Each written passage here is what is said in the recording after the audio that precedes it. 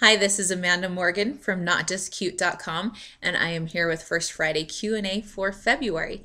This is a question that came from a close family friend, but I thought I would share it with you because it's a really common problem. She says it seems like almost overnight her 18-month-old has changed and become more defiant, and her favorite word is no, and she's just become really frustrated trying to figure out how to handle it. She says, I try to reason with her and use logic, but I just feel like it's all going over her head, and I just want to know what to do. So first off, I always like to look at things from a developmental perspective, and it's important to remember that this is a really common thing that happens in the toddler years and the early preschool years. Kids are driven by their autonomy and their independence and their desire to be in control and to be powerful people, and that's an appropriate thing. That's what drives them to learn and to grow. It's what motivates them in toilet training and in learning to dress themselves and other self-help skills. And it's eventually what drives us all to grow up and move out of our parents' home and get a job and be successful. So it's first helpful to recognize it's a developmentally appropriate behavior, and that it's actually a helpful behavior. We just have to learn how to set the right boundaries for it. So sometimes I think it just takes the edge off to recognize it's a normal phase. It's not a sign of an overly defiant personality. It's just part of learning and asserting independence. They're beginning to understand themselves more so as an individual separate from parents, and they are driven to become more autonomous and independent. So I think it's important at this age to start setting boundaries and introducing choices. So you can state clearly what is needed, what the boundary is, and then offer choices within that. So for example, when you're getting into the car, when they're dilly-dallying or they're throwing a fit, they want to do it themselves, then you can simply say, it's time to get in the car. Would you like to do it yourself, or shall I help you? And when you use that over and over, they learn that it's time to get in the car means you need to get on it. If you'd like to do it yourself, go ahead and get in there and allow the time. It's going to take them a little more time to do it themselves, but allow them that time so that they can do it themselves. But if they're not moving in that direction, then you can say, it looks like I need to help you, and then move them and help them do it. You can offer choices when it's time to go. You can say, it's time to go outside. You need a coat. There's your boundary. You need a coat. Would you like this one or this one? Or would you like to put it on yourself, or would you like me to help you? So it guides their behavior by setting the boundary, what you need to have happen, but then it gives them the opportunity to exercise their autonomy by giving them a choice within that boundary so that it works for both of you. With her child in particular, she was talking about how she would demand one parent or the other, no daddy or no mommy, and I want this and I want that. So there are times when you can respect that choice. Maybe perhaps it's time to have a diaper change, and you can say, would you like dad to do it or mom to do it? And then respect her choice. So give her opportunities to make choices when it's appropriate. But there are other times when it's not a choice, and you can simply explain that. You know, if mom is feeding a new baby or headed to an appointment or something like that, you can explain, mom is not a choice right now. Mom is busy, or mom explaining what she has. Daddy needs to help you now, and then offer another choice. Would you like to walk up, or shall I carry you up? Or giving her choices between which toy you're going to play with. Or maybe it's family time. That was another example where she would want time together as a family, but her daughter would insist on only one parent and excluding another one. And you can explain, this is family time. You can sit right here, or you can sit right here. So giving her the choice to sit closer to one parent or the other, but explaining that this is family time, and then giving the choice. So there's your boundary, it's family time, and your choice. Would you like to sit here? Would you like to sit there?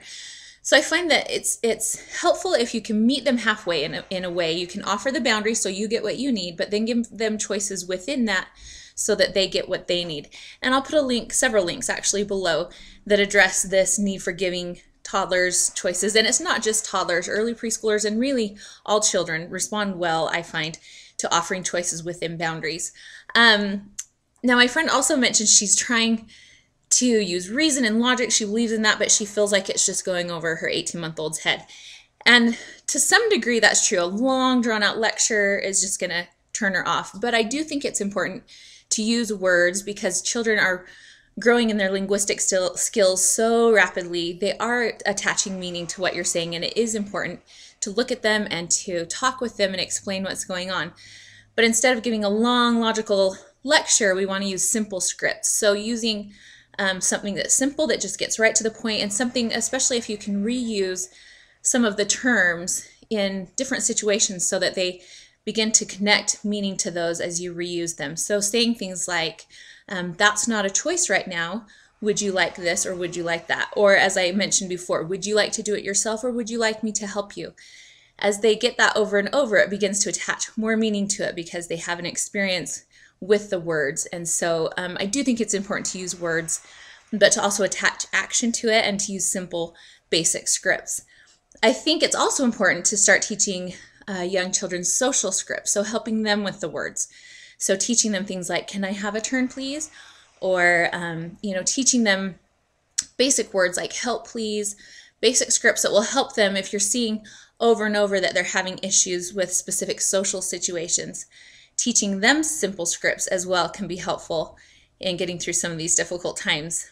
It's also important for you to remember to stay calm because, as I mentioned before, part of what's driving this behavior is this desire for power and control. And so if they're finding that they can get a big emotional rise out of you from their behavior, that feeds into that power and control in a negative way. So if you can help give them that feeling of power and control through positive choices that are within a boundary, and if you can keep your reaction very calm and steady, then the power becomes about the choices that are appropriate rather than about your relationship with one another. So just calmly, as I mentioned before, if you're saying, would you like to do it or shall I help you? It's not a threat and you don't want to present it with that tone, but just calmly saying, would you like me to help you? Or would you like to do it yourself? And giving them the time necessary. I think that's another big thing to remember with toddlers is they do need time.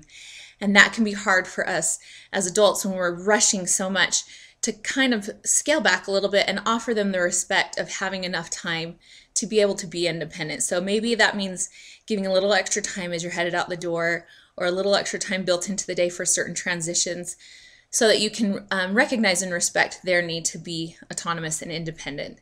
So those are a few tips. Tantrums also play in a little bit to this defiant and independent stage. So I have some links below dealing with tantrums, but I think just to do it very quickly, I would say, again, using gentle reminders. So using a short, simple script saying, use a soft voice, please. Or would you like to ask nicely, please? Or just asking, ask nicely, please.